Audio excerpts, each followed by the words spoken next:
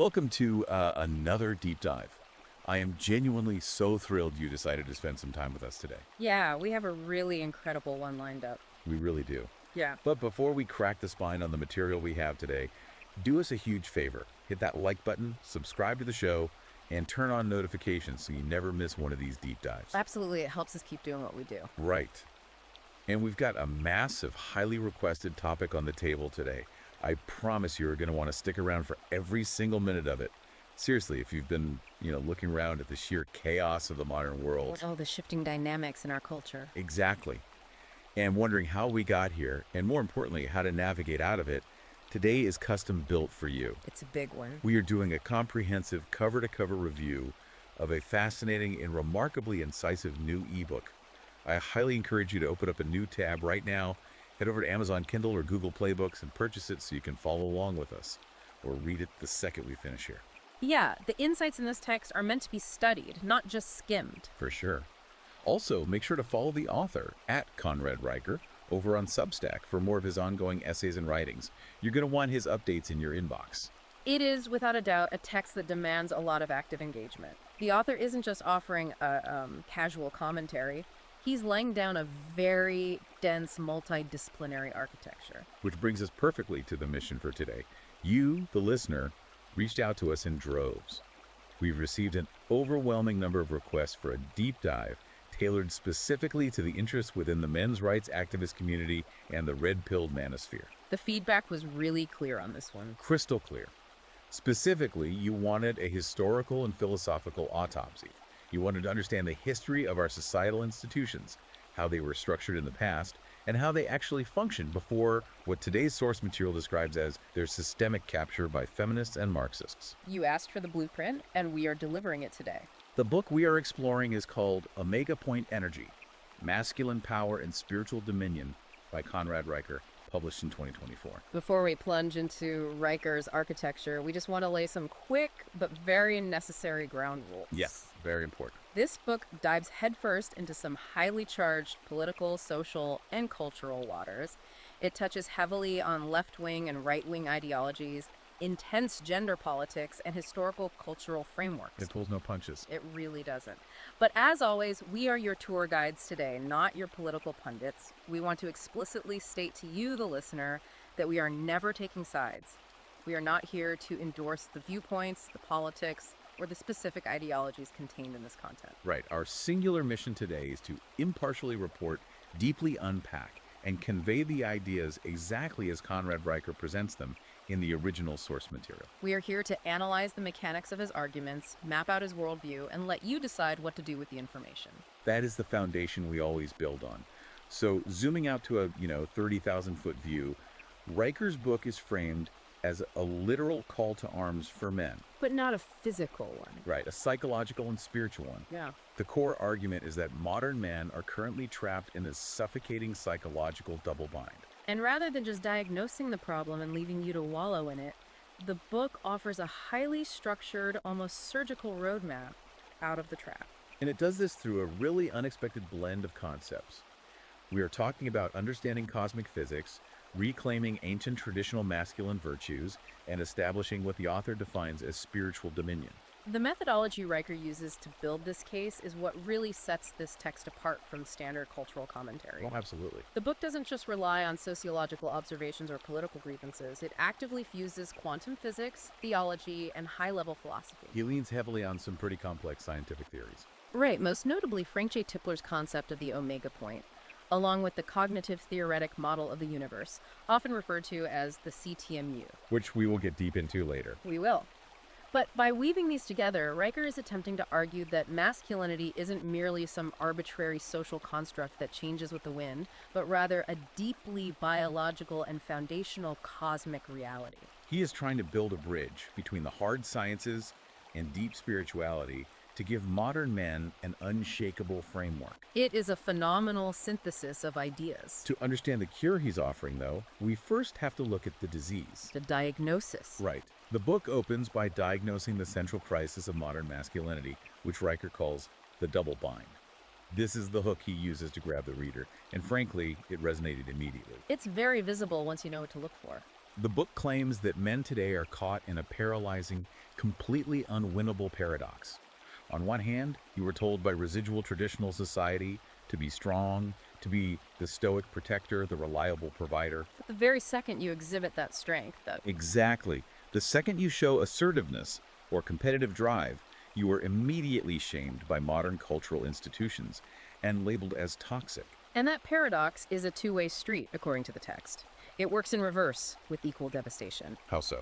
Men are constantly bombarded by modern media, HR departments, pop psychology, with the message that they need to be vulnerable, that they need to open up, cry, and showcase their deepest emotional insecurities. We hear that all the time. Right. Yet the author argues that when men actually take that advice and display raw vulnerability, they are almost universally met with revulsion, They are mocked or dismissed. or fundamentally viewed as weak, often by the exact same societal voices and sometimes even romantic partners that demanded that emotional openness in the first place. The trap. Raker identifies this as a catastrophic no-win situation. Show your inherent strength. You're a toxic aggressor. Show your vulnerable emotions. You're a weak, unviable man. I was looking at the data Riker cites in this first section to back this up, and it completely stopped me in my tracks. He isn't just dealing his anecdotes here. No, the statistics are grim. He points to the psychological toll this double bind is taking in real time. The text cites that an astonishing 40% of men experience a severe identity crisis by midlife. 40%. Almost half. But the statistics get incredibly dark. Riker points to CDC data showing that the suicide rate for men in the United States in 2021 was 3.88 times higher than the rate for women. Let that sink in. Almost 4 times higher. Furthermore, the text highlights that overall teen suicide rates, which critically includes LGBTQ plus youth, have skyrocketed by 60% over the past decade. The book uses these numbers to construct a grim reality. The current cultural paradigm isn't just confusing or frustrating. It is literally lethal to young men. When you look at those numbers through Riker's lens, the argument is that this massive spike in despair isn't some organic mystery. He views this double bind as a deliberate psychological pressure cooker. And to connect this directly to the listener's daily experience, Riker asks you to simply observe the modern media landscape. Watch how this double standard is operationalized on your screens every single day. The author points out that female assertiveness, ruthlessness, or even physical aggression in movies and television is almost universally coded and celebrated as empowerment. It's boss-level behavior. Right. Meanwhile, male assertiveness, leadership, or protectiveness is frequently pathologized as patriarchal control or toxic aggression. This relentless double standard, the book argues, is the primary mechanism that enforces the double bind. It creates an environment where a man's core identity is constantly under siege from all directions. Which leaves the average guy feeling incredibly emasculated and entirely directionless. You don't know the rules of the game because the rules are designed to make you lose. Exactly. But if this double bind isn't just some natural cultural evolution, where does Riker say the trap was actually set? Because he doesn't believe this happened by accident. No, he traces the blueprint all the way back to the institutional capture that took place over the last century. That historical analysis is the engine of the book's second major premise. Riker traces the root of this targeted dismantling of masculinity back to a specific ideological movement. Cultural Marxism. Yes, and particularly the intellectual frameworks generated by the Frankfurt School. Now, if you are listening to this, you are likely already very familiar with the Frankfurt School and the broader critique of cultural Marxism. You probably know the baseline arguments. But what makes Riker's approach here so distinct is how he maps their strategy directly onto the destruction of the male psyche. Right. He argues that the architects of this movement realized early on that a traditional Marxist economic revolution, The proletariat violently overthrowing the bourgeoisie. exactly, they realized that simply wasn't going to happen in the highly prosperous industrialized West. The working class in America or Western Europe was too comfortable. They had cars, homes, upward mobility. So the revolutionaries had to pivot. According to Riker, they took Marxist theory and applied it to culture instead of economics. It was a shift from class warfare to cultural warfare. The overarching goal, as described by the text, was to systematically deconstruct the pillars that made the West resilient. That meant targeting traditional values, overarching legal and social systems, and most specifically, traditional masculinity. Why masculinity specifically? Because, as Riker posits, Strong, independent men who are fiercely protective of their autonomous nuclear families represent the ultimate impenetrable barrier to total state control. You cannot fully subjugate a population if the men within it are self-reliant and bonded to a moral framework outside the state's authority. The book asserts that this ideology behaved like a slow-moving virus, systematically capturing our most vital sense-making institutions. Academia, the mainstream media, and the political apparatus. The ultimate aim, Riker argues, is the total replacement of objective truth, strict logic, and scientific reason with a pervasive subjective relativism. Which inevitably devolves in denialism. And Riker doesn't just leave this in the realm of highbrow academic theory. He gives incredibly tangible examples of how this institutional capture dictates our daily lives. Let's look at the media capture he describes. We talked a little bit about the double standard in assertiveness, but the book goes further into the actual tropes allowed for men in modern storytelling. Riker argues there are essentially only two acceptable avatars for men in mainstream movies, television shows, and especially commercials today. The first one is the bumbling idiot. Think the modern sitcom dad who is hopelessly incompetent, can't figure out how to do a load of laundry, and constantly needs his infinitely wiser wife or precocious children to save him from his own stupidity. We see that everywhere. Or, if you aren't the idiot, you are the oppressive patriarch. The hyper-controlling, abusive villain whose authority must be subverted and destroyed by the end of the film. That media conditioning serves to lower the status of men in the cultural hierarchy. But the book claims the true indoctrination happens in academia. Riker traces how universities, which were originally established as the ultimate bedrocks of free thought, rigorous debate, and objective logic, have been completely inverted. The text argues that these institutions are now essentially breeding grounds for progressive, Marxist-derived ideologies. The author notes that academia now actively and aggressively silences dissenting voices, particularly those advocating for conservative, classical, or traditional frameworks. The goal, according to Riker, is to indoctrinate students into a rigid intersectional framework. Where they are forced to view themselves and everyone around them strictly through the lens of power dynamics. You are either an oppressor or you are the oppressed. This shift, the book argues, fundamentally replaces meritocracy and individual character with tribal identity politics. But of all the institutions captured, the book claims the most alarming and devastating casualty is the family unit. The historical statistics Riker drops in this section are incredibly stark. They paint a vivid picture of the decline. In the 1950s, over 90% of households in the United States consisted of married couples. It was the absolute default structural unit of society. Today, that number has plummeted to less than 50%. The book directly and unapologetically links this catastrophic statistical decline to the cultural Marxist agenda designed to obliterate the nuclear family. Riker's logic is straightforward. When you systematically remove male leadership, demonize male authority, and incentivize the dissolution of traditional family structures, you don't get a liberated utopia. Instead, he argues, you get a direct, measurable, corresponding increase in generational poverty, juvenile crime, and total societal breakdown. Which brings us to the ultimate warning Riker issues to the reader. It raises a terrifying question about the endgame of all this. If this deliberate erosion of traditional values, the suppression of natural masculinity, and the fragmentation of the family unit continues completely unchecked, what does society look like in 50 years? The book speculates that the intended result is a highly atomized, totally disconnected population. When human beings are severed from the deep bonds of the family unit, alienated from local community, and stripped of a shared, transcendent moral framework, they become isolated. Anxious individuals adrift in a sea of relativism.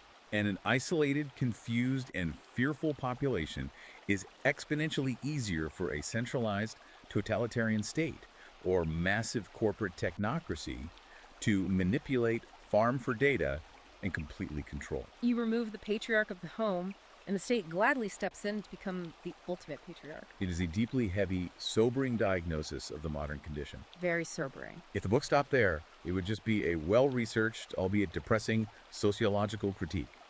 But here is where Riker takes a massive, entirely unexpected pivot, and where the book becomes truly fascinating. He doesn't just tell you the culture is broken. Right, he takes you down into the foundational physics of the universe to explain how to fix it. He introduces the concept of tangential versus radial energy. To set the stage for this, Riker uses a famous quote often attributed to Nikola Tesla. If you want to find the secrets of the universe, think in terms of energy, frequency, and vibration. This is the moment the book's unique, multidisciplinary synthesis really kicks into high gear. Riker moves away from political theory and divides the fundamental forces of the cosmos, and by direct extension, human psychology and societal structures, into two distinct, opposing, yet entirely complementary categories. Tangential energy and radial energy. To grasp Riker's roadmap out of the double bind, we have to define these energies precisely as the text lays them out. Let's start with tangential energy. It is categorized as the outward, creative, explosive, and expansive force. It is the raw energy of exploring uncharted frontiers, breaking rules, innovating, and pushing boundaries into the unknown. On a cosmological scale, Riker compares tangential energy to the Big Bang itself, an infinite, rapid expansion outward. If you were to map it onto the seasons, tangential energy is the vibrant, uncontrolled growth of spring and the blazing heat of summer. And then, on the complete opposite end of the spectrum, you have radial energy. The book makes it clear that this is not a lesser energy. It is the vital counterbalance. Radial energy is inward, deeply focused, consolidating, and highly systematizing. It's about establishing unbreakable structure, gravity, and order out of chaos. If tangential energy is the explosive Big Bang, Riker says radial energy is the supermassive black hole, possessing such intense gravity that it draws everything into a singular, infinitely dense point of absolute understanding. In the seasonal analogy, radial energy is the pruning, harvesting, and consolidation of fall, and the stark, surviving endurance of winter. The abstract nature of quantum physics can be tough to map onto daily life, so the book uses some brilliant, grounded analogies to make these forces concrete. The most accessible one is the analogy of a giant oak tree. The tree desperately requires its root system. That represents the radial energy. The roots plunge deeply into the dark earth. They ground the tree, stabilize it against the wind, and draw essential water and nutrients inward to the core. But the tree cannot survive on roots alone. It also desperately needs its branches. That represents the tangential energy. The branches reach outward, defying gravity, expanding into the sky to capture sunlight and facilitate new growth. A tree that is all roots will never grow, and a tree that is all branches will topple over at the first sign of a storm. Survival demands the harmonious integration of both. Riker also maps this onto historical titans of science to illustrate how these energies manifest in the human mind. Nikola Tesla is presented in the text as the ultimate unrestrained avatar of tangential energy. His mind was completely boundless. He was constantly innovating, visualizing, alternating current motors in his head, experimenting with wireless power transmission, always reaching out into the terrifying unknown. But contrast that with Sir Isaac Newton, who represents the pinnacle of radial energy. Newton wasn't known for wild, erratic inventions. His genius lay in his ability to consolidate massive amounts of observational data. Systematizing the absolute chaos of the natural world into strict, elegant, mathematical laws of motion and universal gravitation. Tesla expanded the frontier. Newton built the roads. The crucial takeaway here is how Riker scales this physics concept up from individuals to human relationships and eventually to entire civilizations. The book argues that highly successful, enduring power couples or partnerships function efficiently because they naturally balance these energies. One partner is operating with high tangential energy, radiating outward, taking massive career or creative risks, and expanding the family's footprint. While the other partner provides the essential radial energy, the receptive cohesion, the emotional gravity, and the logistical grounding that keeps the family from spinning out of control. And the historical applications are mind-blowing. Riker applies this exact energy dynamic to the rise and fall of the Roman Empire. He points out that Rome didn't conquer the known world just through brute force. It succeeded for centuries because it achieved a perfect equilibrium. It possessed relentless tangential expansion, sending vast legions outward to conquer Gaul, Britannia, and North Africa, continually pushing the borders. But it balanced that expansion with an incredibly dense radial cohesion, which was their meticulous legal system, their engineering of aqueducts and roads that connected everything back to the center, and the rigid structure of the Senate. The text argues that when Rome lost that balance, when it expanded tangentially beyond what its radial administrative core could support, or when internal corruption eroded that radial trust, The energy flow was fatally disrupted, and the empire inevitably collapsed. So we have to connect this directly to you, the listener, because Riker intends for this to be a practical diagnostic tool. The book prompts a very necessary, very blunt self-evaluation. Look objectively at your own life, your habits, your career, and your relationships. Are you operating with too much tangential energy?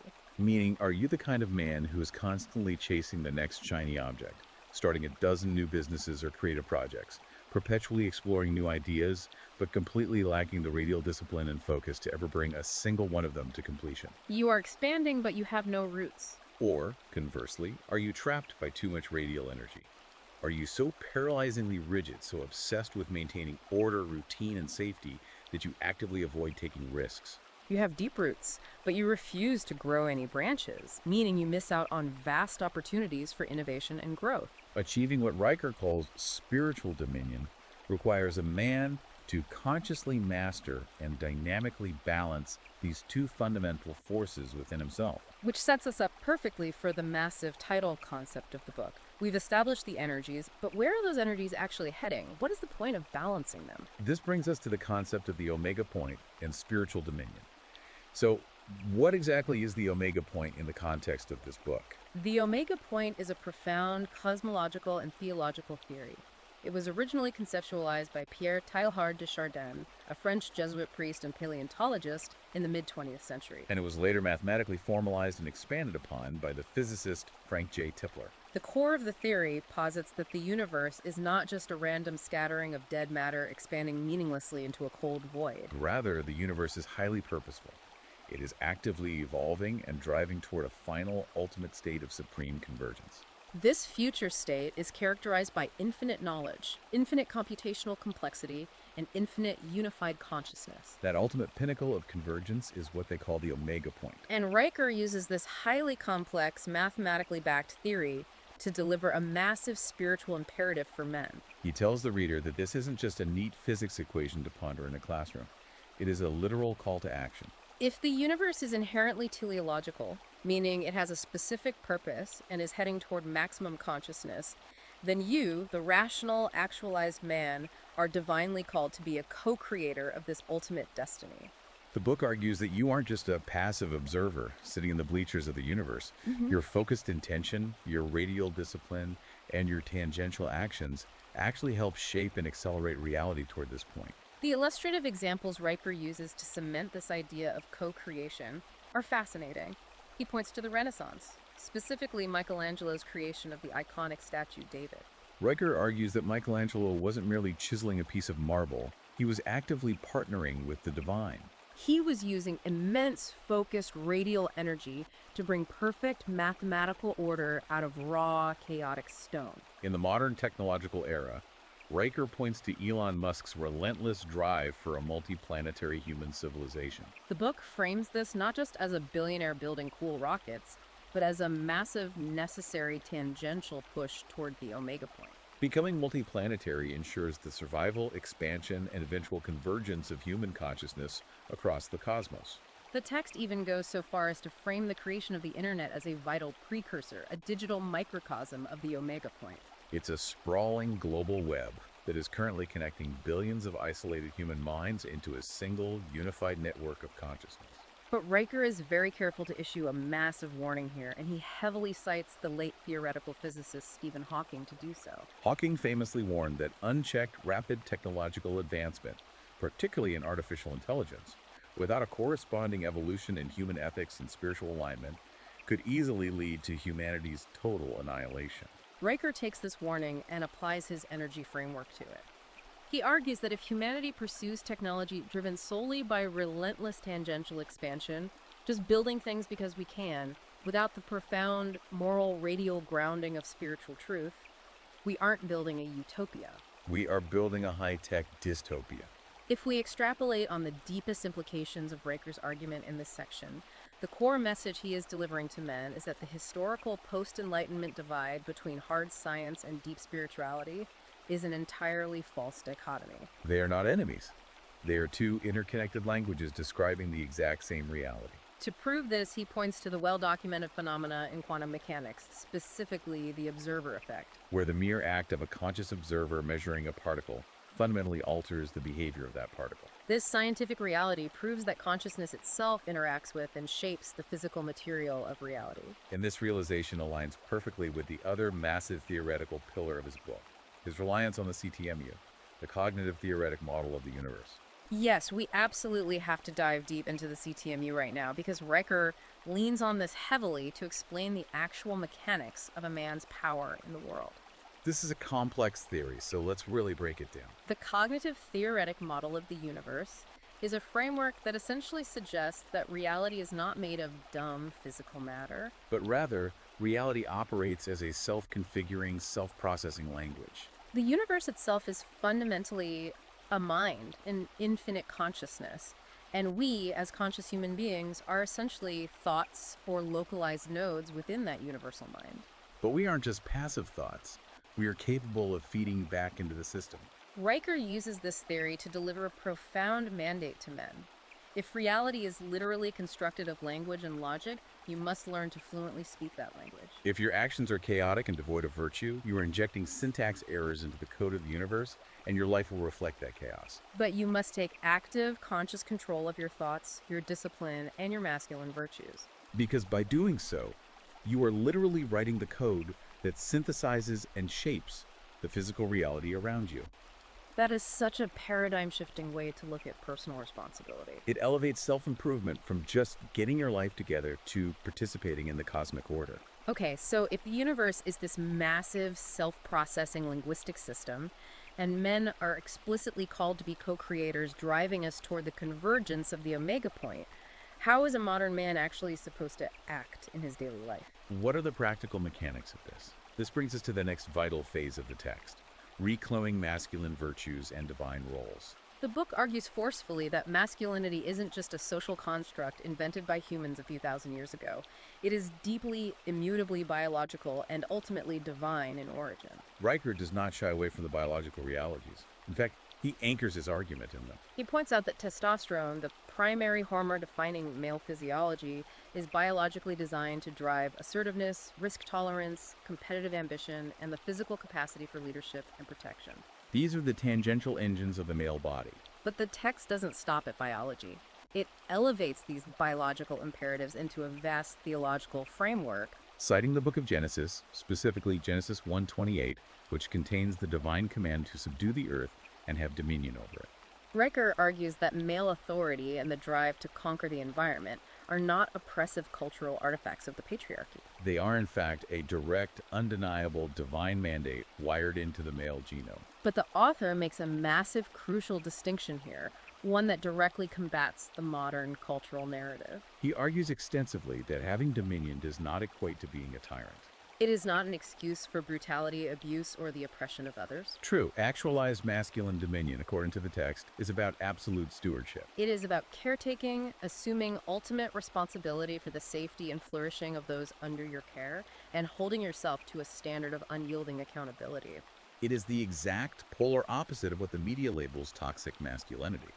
A toxic man destroys his environment. A man with true dominion cultivates and protects it. This specific definition of masculine authority leads directly into Riker's staunch promotion of a concept known as complementarianism.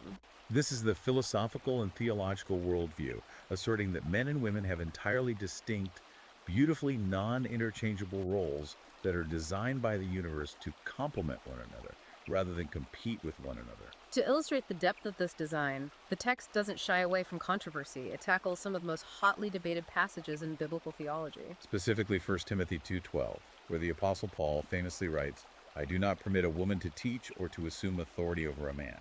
And Riker argues that modern secular culture takes this verse entirely out of its cosmic context. He insists that this directive is absolutely not a blanket statement declaring female inferiority or demanding slavish subjugation. Instead, it is a profound reflection of the necessary divine order and energy balance we discussed earlier. The book dives deeply into the original Hebrew text, specifically analyzing the word used for woman in the Genesis creation account, azer, which is most commonly translated into English as helper. But Riker points out a massive linguistic caveat. Azer does not mean a subservient maid or a lesser assistant. In the rest of the Hebrew Bible, That exact same word, azer, is frequently used to describe God himself coming to the militaristic or spiritual rescue of humanity. It signifies a vital, indispensable strength, a rescuing support that the man desperately needs but cannot provide for himself. It is radial support, not submission. To further hammer home the historical, cross-cultural reality of this specific masculine virtue, the text points to the concept of the warrior spirit. Showing that this isn't just a Western or Christian concept, it is a universal human truth. Riker highlights the incredibly strict codes of the samurai in feudal Japan, The chivalric vows of the medieval knights in Christian Europe, the spiritual and physical discipline of the mujahid in traditional Islam, the honorable duties of the Kshetra warrior caste in Hinduism. and even the self-sacrificing path of the bodhisattva in Mahayana Buddhism. What did all these archetypes share? They were not mindless killers or toxic bullies. They were men of intense radial discipline, bound by unbreakable honor, and completely committed to a higher spiritual purpose. They were the ultimate protectors of objective truth and societal order. So, tying this back directly to you, the listener, Riker issues a stark, data-driven warning about the catastrophic fallout that occurs when a society actively ignores or tries to engineer away this divine biology. The book argues that when women are pushed by modern feminist ideology into hyper-competitive, traditionally masculine tangential roles in the corporate world, they experience massive, documented spikes in severe stress, anxiety, and profound job dissatisfaction. Why? Because according to Riker, it fundamentally goes against their natural radial biological wiring. And conversely, the book argues that the societal damage is even more severe when men are stripped of their natural leadership roles. When boys are told from kindergarten that their natural energetic instincts are toxic, society falls into absolute chaos. The text references that terrifying FBI statistic again, the 29% increase in violent crime across major U.S. cities. Riker explicitly, without hesitation, blames this surge in violence on the systemic absence of strong, authoritative, morally grounded male figures in homes and local communities. A society without fathers is a society without law. The text concludes the section by insisting that true equality does not mean engaging in the delusion that men and women are exactly the same interchangeable widgets. True equality requires deeply respecting, honoring, and structurally supporting our profound biological and spiritual differences. Okay, so let's review the map so far. We've diagnosed the modern problem, the insidious double bind, and the deliberate institutional capture by cultural Marxism. We've established the foundational cosmic and biological framework, the balance of tangential and radial energy, the drive toward the omega point, and the divine mandate of masculine dominion. So the ultimate question remains, how does a single man actually fight back against a completely captured culture and build a life of dominion? This brings us to the incredibly practical strategies in the book, starting with the power of brotherhood and legacy. The author is absolutely adamant about one thing. The isolated modern man is doomed to fail. The only viable solution, brotherhood and rigorous mentorship. Riker views isolation not just as a sad state of affairs, but as the ultimate psychological vulnerability. When a man is atomized, when he is sitting alone in his apartment consuming digital media, he is highly susceptible to the creeping nihilism and the relativistic narratives relentlessly pushed by modern culture. He has no radial anchor. Brotherhood, on the other hand, provides an impenetrable fortress. The text heavily relies on the ancient wisdom of Proverbs 27:17. As iron sharpens iron, so one man sharpens another. True brotherhood provides immediate, visceral accountability. It forces a man to cultivate difficult virtues like raw courage, delayed gratification, and self-discipline, simply because he knows he is answering to a peer group of capable men who will not accept his excuses. It creates a collective radial energy that stabilizes the individual and aligns perfectly with the divine cosmic order. And once again, Riker's historical examples to prove the power of brotherhood are fascinating. He doesn't just talk about vague friendship. He lists powerful, focused brotherhoods that literally altered the trajectory of human history. He deeply examines the Knights Templar. He notes that while history remembers them as fierce, holy warriors, their actual power came from their brotherhood's organizational genius.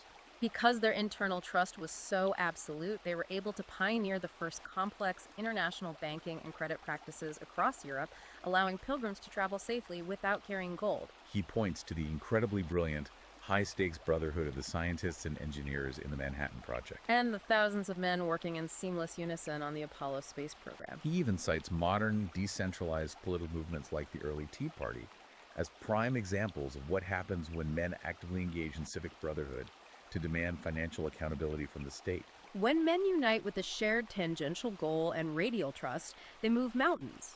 If we unpack the book's deep conceptualization of legacy within this framework, it goes far, far beyond the modern materialistic idea of just leaving behind a fat trust fund or a sprawling real estate portfolio.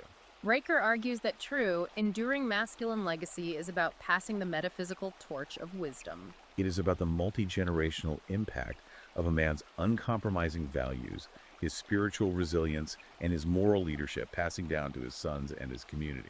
The text issues a very direct, unavoidable call on men to step up immediately, specifically as the absolute spiritual leaders and moral authorities within their own homes. Riker places the lion's share of the blame for much of our current societal decay squarely on the shoulders of generations of men who passively abdicated this vital role. Handing the moral education of their children over to the state or the media. His formula is simple. If the father isn't confidently leading the family spiritually, the family unit shatters. And when the family shatters, the broader society crumbles into dust. Which transitions us perfectly into the final, highly practical application of Riker's massive philosophy. We move into the final section, the arsenal of the rational man. Having established the cosmic stakes, the book outlines 3 specific, actionable, day-to-day pillars that men must actively cultivate to resist societal conditioning, rewrite the language of their reality, and achieve ultimate psychological freedom. Let's break down this arsenal. Pillar number 1 is logic and reason. Riker identifies this as your ultimate indispensable weapon against the pervasive emotional manipulation of the modern world. Cultural Marxism, the book argues, does not operate on logic. It relies entirely on making the populace feel guilty, endlessly fearful, or deeply ashamed.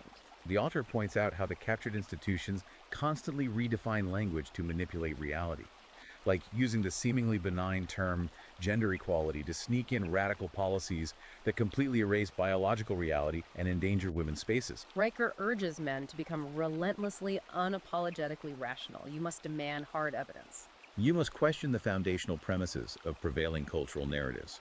If a new societal rule or mandate does not make coherent, logical sense, it is your duty as a man to flatly reject it. The second pillar in this daily arsenal is resilience. Riker defines this not just as physical toughness, but as the deep psychological ability to navigate the fiercest cultural storms and maintain your inner radial strength, regardless of how horrific the external circumstances become. To prove beyond a shadow of a doubt that this level of psychological sovereignty is possible, the text points to the life of Viktor Frankl, the renowned psychiatrist and Holocaust survivor. Frankl's harrowing experience in the Nazi concentration camps proved a fundamental human truth, that even under the most systematically horrific, unimaginable suffering and degradation, a man still retains the ultimate, untouchable freedom.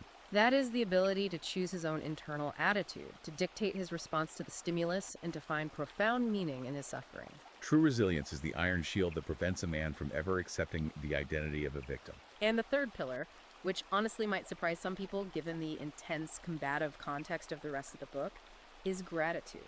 But Riker frames gratitude not as some soft, new age platitude, but as the direct, lethal, cognitive antidote to cultural Marxism. That framing is brilliant, because the book argues that all Marxist ideologies, whether economic or cultural, are entirely reliant on fostering a deep, burning resentment, petty envy, and a perpetual sense of victimhood within the population. They need you to be furiously angry about what you don't have and who supposedly took it from you. Genuine gratitude completely short-circuits that psychological programming. By actively focusing your mind on abundance, on recognizing the gifts, strengths, and opportunities you do possess, you instantly align your consciousness with the divine order. Gratitude shifts your internal energy from a state of paralyzed reactive grievance to a state of proactive tangential strength. You cannot control a truly grateful man.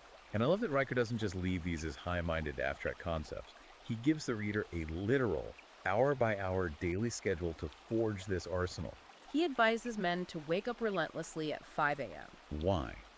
To take proactive control of the day, to establish radial discipline before the chaotic demands of the world wake up and try to dictate your schedule. He mandates 20 minutes of silent daily meditation, and he backs this practice up with hard science. Citing a Harvard Medical School study showing that focused meditation physically alters the brain, significantly improving emotional regulation, lowering cortisol and sharpening focus. The text also recommends highly practical administrative tools for this daily battle. Riker tells men to implement the Eisenhower matrix for rigorous time management. This means strictly categorizing every daily task by its true urgency and its actual importance. The goal is to ensure you aren't just reacting to emails and putting out other people's fires all day. But that you are allocating your precious tangential energy to the tasks that are actually moving your life toward your specific omega point. Furthermore, he insists on keeping a physical daily gratitude journal to forcefully maintain mental clarity and block out the noise of cultural resentment. And finally, tying it all back to the absolute necessity of brotherhood, he commands men to start local, in-person book clubs or study groups. Not just to sit around and read, but to build tangible, physical communities of like-minded men who can discuss these massive cultural shifts face-to-face, strategize, and hold each other relentlessly accountable to these standards. It is an incredibly demanding framework, but when you bring all these tools together, the uncompromising logic, the Frankel-level resilience, the weaponized gratitude, the 5 a.m. daily discipline, and the iron sharpens iron brotherhood, the book argues that the ultimate prize at the end of this gauntlet is absolute, untouchable psychological freedom. You become a man who is entirely untethered from the chaotic, shifting, hysterical demands of modern society. You are no longer trapped in the double bind. Instead, you are living a life of profound, undeniable purpose and establishing true spiritual dominion over your reality.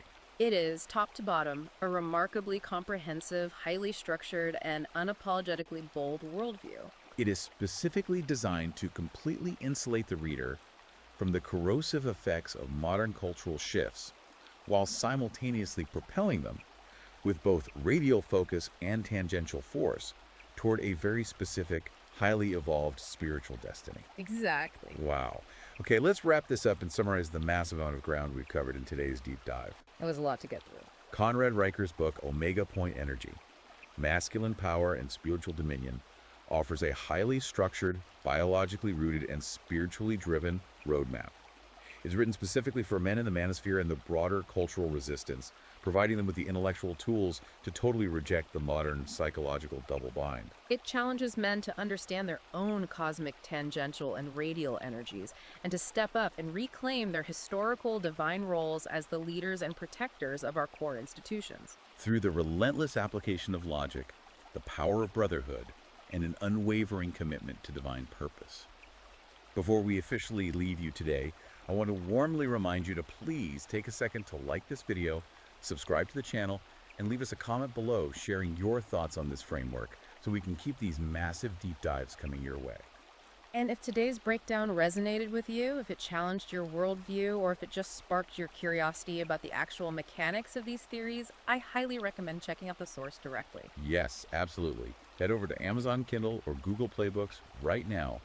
Buy the ebook. Explore these profound concepts deeply for yourself. Don't just take our word for it. And please don't forget to follow the author at Conrad Riker on Substack. His ongoing essays and writings are expanding on these very topics every week, and you'll want to be part of that conversation. I want to leave you with one final, deeply provocative thought to mull over as you step away from this and go about your day. Let's hear it. As we discussed in depth, Riker's entire framework relies heavily on the reality of the CTMU theory. The concept that the universe is essentially a massive, self-configuring, self-processing language, and that we are not just passive meat sacks observing it, but active, vital participants constantly co-creating reality with our consciousness. Right. I want you to really think about the implications of that, if that is literally scientifically true. If the universe is an infinite, active mind constantly listening and physically reshaping reality based on the specific radial energy and focused logic you project, what is the very first deliberate thought you are going to intentionally project into the world when you open your eyes and wake up tomorrow morning? What a question to end on. That is absolutely something to think about. Thank you so much for joining us on this deep dive. Keep building, keep growing, and we will see you on the next one.